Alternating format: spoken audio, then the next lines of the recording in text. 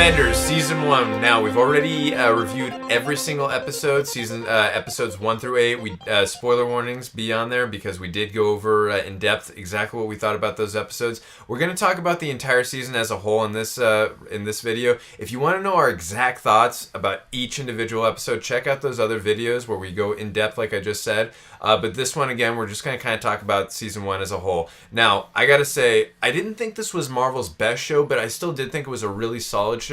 I thought there was a lot going. I mean, there's a lot of characters, so there's going to be a lot of things going on. A little bit of a jam show, but I thought they did a really good job though of making all the characters, like the chemistry worked for me. I thought they did a good job of bonding together. How they had their differences, their different views, and just kind of how they go about their own ways of not necessarily being heroes, but using their abilities and that kind of thing. And I really did enjoy seeing the different interactions between each of the characters, and not only the characters, but like even the sub characters, like kind of talking with each other, like a lot of the side characters in each of the shows. So it was cool seeing a lot of different dynamic. And while a lot of things were just seemed like going all over the place sometimes, like I did really enjoy kind of seeing those different interactions. Yeah, definitely. And also too, what I liked also too about a lot of the action, it dictated a lot of what happened in the story. It wasn't just mindless action just to be action. Yeah. It was actually important to what was going on.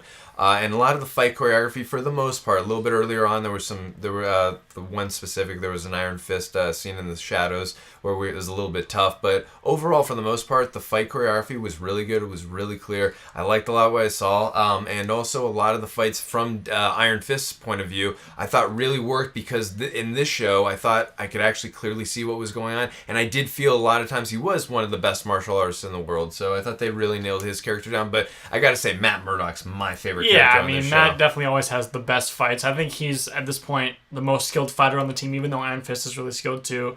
But always seeing Daredevil is just awesome, especially in the costume too. They even make references to it where how they think the costume is really cool. And it was cool seeing him. I mean, like, it does kind of set him apart a little bit from the other ones because he is in a full-on costume.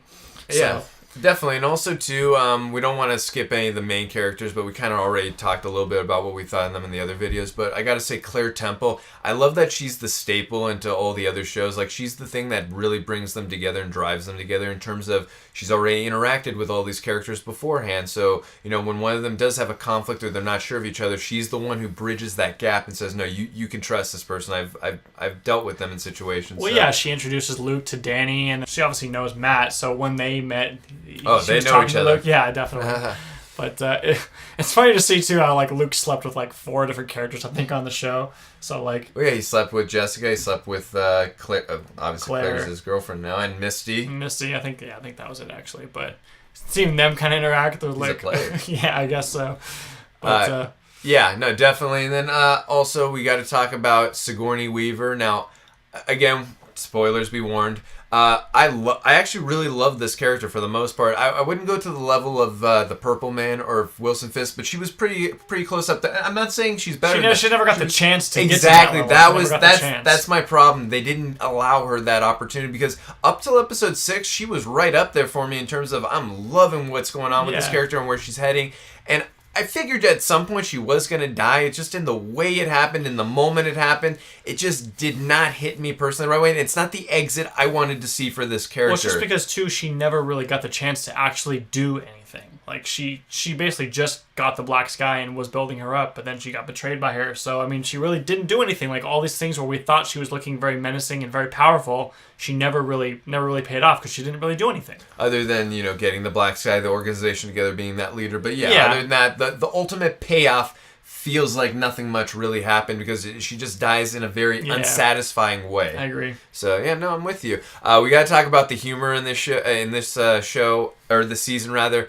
I love the humor in the season. I think I don't know if I would say my favorites, but I love the exchanges between Matt Murdock and Jessica Jones. Like, the way their personalities are so different from each other and how they, like, her dry humor to his, he's just straight up going to tell you what's going on. And it's just the mix and mash. It was so funny, some of their exchanges. I also love the exchanges between Danny Rand and Luke Cage. And I've mentioned this before. They seem like buddy cops. Oh, for sure. I really want to see a spin-off show, Heroes for Hire.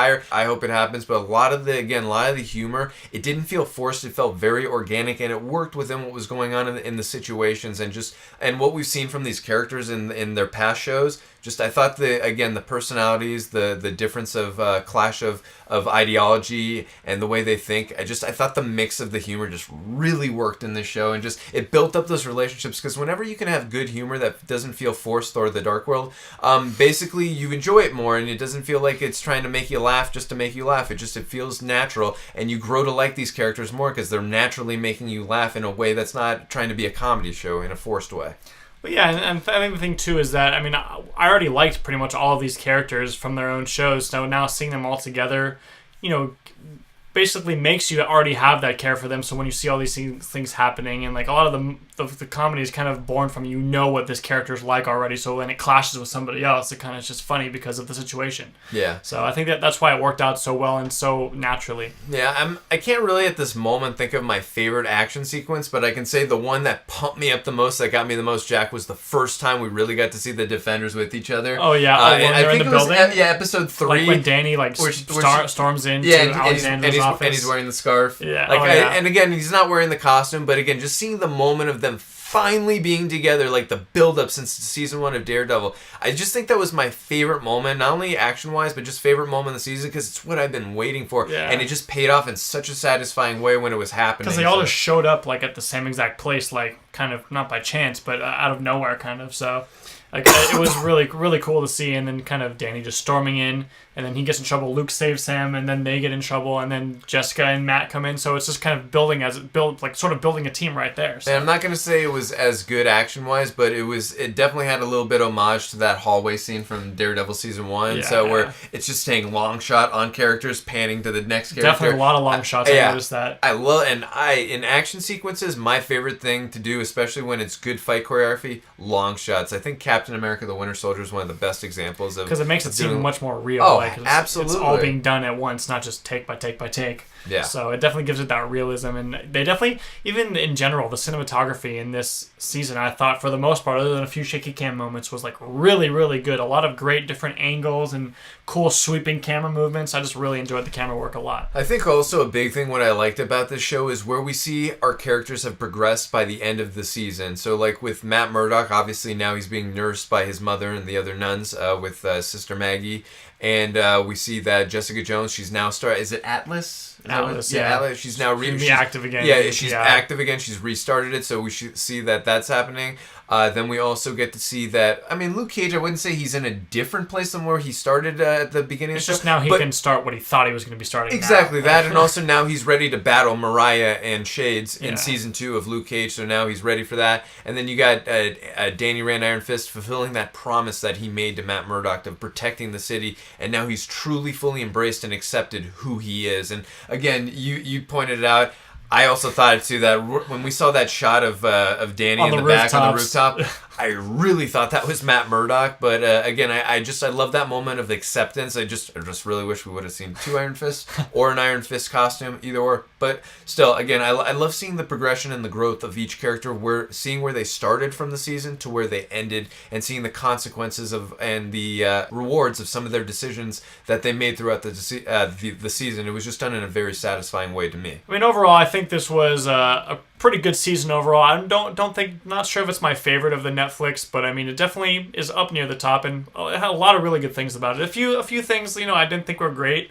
Kind of like the plot was good, but kind of the way they went about killing Alexander early just kind of threw things off a little bit. It did for me too. So it did for me too. A little bit of the unstable plot line like that, and kind of, these 2 episodes had a main threat, and then these 2 episodes had a main threat, and it kind of felt a little disjointed. But it kind of had that same problem where, in terms of killing the villain a little too early, Cottonmouth, Luke Cage, sorry if I spoiled you guys there, but I mean, I figured if you're watching this video, you've most likely seen Luke Cage. Yeah. But again, it's the same kind of thing there where you're just killing off a villain in a way that not only doesn't feel satisfying, it just doesn't feel necessary for the story. Because if it does progress and make the story in a better way, definitely I might say, you know what, fine, I get why they killed the villain here.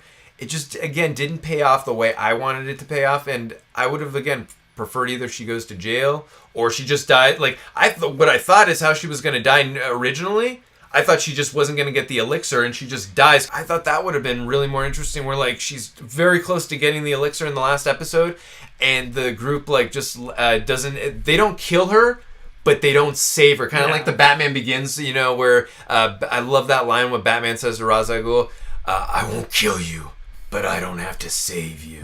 Because he basically killed himself. He put himself in that situation. And kind of, I just thought that would have made it more interesting, compelling. Like, oh, that's such a fucked up way for her to die. Like, where they could have literally helped her, but they didn't, and she just died right there. So, again, it just didn't happen in a way that felt emotional, satisfying, in the way of villain that was so built up and so invested in. At that point, I'm like, oh, okay, she's just dead. All right. The overall, again, the plot up until we got more towards the end, I thought was very interesting and very compelling. But once we got to the point of exactly finding out what the Hand's plan was in terms of, getting that elixir and, so you could stay alive for many more years and generations to come and all that, like, that's interesting and all, but I just never felt that threat level for New York. Like, I get it that the Hand is a serious threat level, but I just never, it just didn't come together in a way I wanted, where, okay, they get the elixir and now they're just going to cause mayhem. I mean, you still got the Defenders to protect New York, so it just didn't come together in a way that I felt was interesting enough to go. Because you got to remember, we've been seeing the Hand now since season 1 of Daredevil, since we saw Nobu, Madame Gao, and Wilson Fisk exchanging meetings with them. Like, they've been a big part of everything that's really happened in the Marvel Cinematic Universe, or the Netflix universe, rather. So, I mean, it just didn't pay off again in a way that was very satisfying to me personally. Yeah, and I mean, like, in the first episode, it basically caused that earthquake, but, like, so it got us thinking that, yeah, it's this thing that they're trying to do is gonna really mess up New York, just as the whole city, like, exactly, bring it down to the ground. But like you said, yeah, we never really got that feeling. Yeah, I mean, they're trying to open that door to Kunlunda, is basically what were they trying to release dragons? Were they trying to get Smaug out from the Hobbit, or like, I don't know that, like, but yeah, but just just anything where, like, oh my god, they've got to stop these guys, or they can't let this happen in New York. Not just they can live forever now. Like, yeah, exactly. Yeah. Just, I mean, like, I get why their motivation to get that. I want that too, but I just wanted to feel that threat level of why the Defenders have to stop them and save New York. So I just didn't get that. I agree.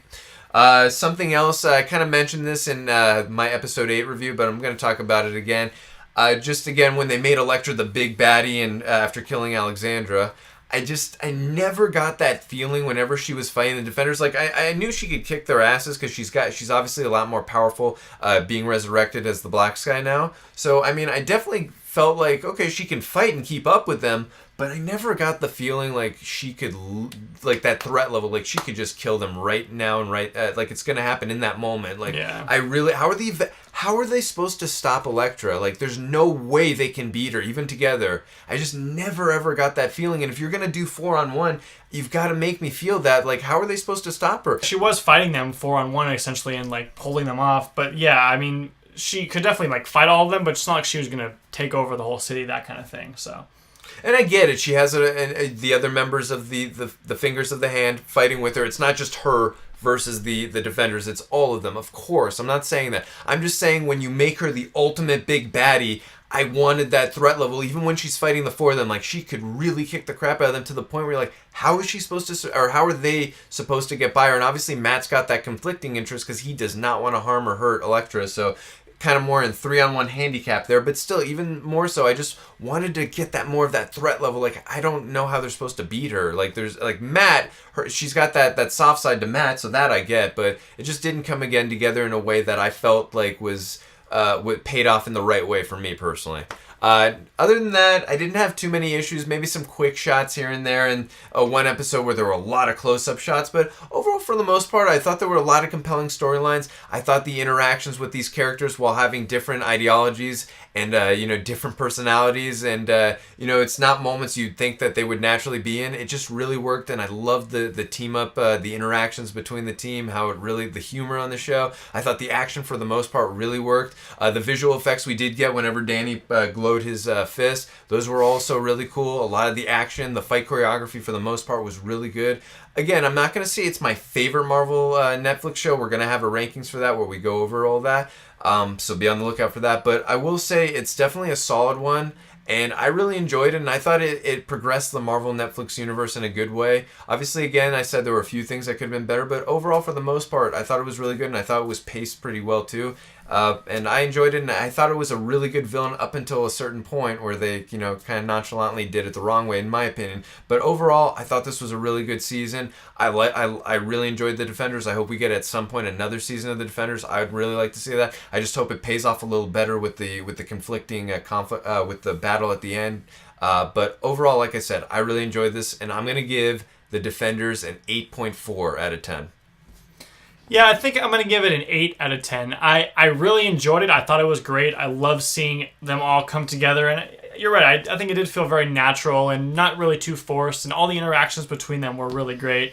But the plot line was a little too wavery for me at some points. And it's not really as from a Defender standpoint. It was more from the villain side, Absolutely. Just what was going on. But I did love seeing them all together, and I really would love to see another Defender show, or even like you were saying, the Heroes for Hire, where it's just two of them. And Daughters of the Dragon. Yeah, and stuff like that. So just a little more combining things here and there. It's not like you have to keep everything separate all the time. But I do like all these Netflix shows, and even if I do think Iron Fist was a little weaker, and I still really have always loved the Daredevil shows, and even Jessica Jones. So and Luke Cage. Yeah, of course, and Luke Cage was good too. So. I like seeing these characters, and I think the acting in these shows are always been pretty good for the most part.